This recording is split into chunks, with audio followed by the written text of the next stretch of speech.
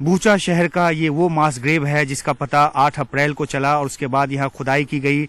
यहाँ आज forensic experts की जो टीम है वो पहुंची है। यहाँ से एक एक कर जो बॉडीज है उसको निकाला गया है। 57 के आसपास बॉडीज यहाँ पे बताई गई हैं। हालांकि अभी सबों को नहीं निकाला गया और ये भी कहा जा रहा है कि तादाद इससे ज्यादा भी हो सकती है। तो जिन बॉडीज को यहाँ से निकाला गया है उसको यहाँ फॉरेंसिक एक्सपर्ट जो हैं वो उसकी शुरुआती पड़ताल कर रहे हैं। जो प्लास्टिक बैग्स में लिपटी हुई हैं ये बॉडीज, और इनको प्राथमिक जांच के बाद इनको आगे ले जाया जा रहा है जहां पर इनकी पूरी प्रोटोकॉल के साथ जांच होगी। और ये जांच इसलिए जरूरी है क्योंकि रूस लगातार इस बात को निगेट करने की कोशिश कर रहा है कि उसके सैनिकों की तरफ से ये वॉर क्राइम नहीं किया गया है।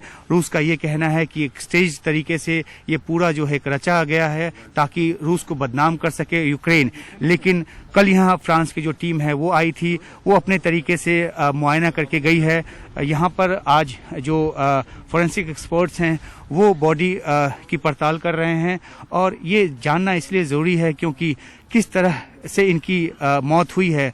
क्या इनके शरीर पे गोलियों के निशान हैं, किसी तरह से टॉर्चर इनको किया गया, क्या उसके निशान हैं, ये जानना ज़रूरी है। और इसलिए एक व्यापक तरीके से इस मास ग्रेव को खोदकर और लोगों को यहाँ पे लोगों को जो जिस तरह से दफनाया गया उनको मारकर उसको निकालकर ये जांच की प्रक्रिया जो है वो चल रही है। तो एक बहुत बड़ा युद्ध अपराध का आरोप रूस पर, और न सिर्फ बूचा शहर में बल्कि बुर्देंका और मार्की में भी इस तरह के मास ग्रेव की बात जो है वो निकलकर सामने आई है। तो जाहिर सी बात है कि इस तरह से जो भी मास ग्रेव मिल रहा है सबकी जांच की जाएगी और अंतर्राष्ट्रीय समुदाय को ये बताया जाएगा कि क्या कुछ यहाँ पर रिजल्ट जो है वो रहा इस जांच नतीजे का। तो रूस जो एक तरीके से इस आरोप को खारिज करता है, उसकी बातों में दम इसलिए नजर नहीं आता क्योंकि जो सैटेलाइट इमेजनरी है खासतौर पे 19 मार्च की, जिसको लेकर फैक्ट चेकर्स ने फैक्ट भी चेक किया है और जो कार में से शूट किया हुआ एक वीडियो सामने आया उसको सैटेलाइट इमेजनरी से मिलाया गया और ये उसमें देखा गया कि जिस तरह से डेड बॉडीज सड़कों पे पड़ी हुई थी वो सैटेलाइट इमेजनरी से मैच कर रही थी। यानी कि जिस वक्त यहाँ पे रूसी सैनिकों का जमावड़ा था, जो क्यू को उन्होंने घेरा हुआ था, ये क्यू के आउटस्कर्ट का जो हिस्सा है वो है, तो उस दौरान उन्होंने इस वॉर क्राइम को अंजाम दिया।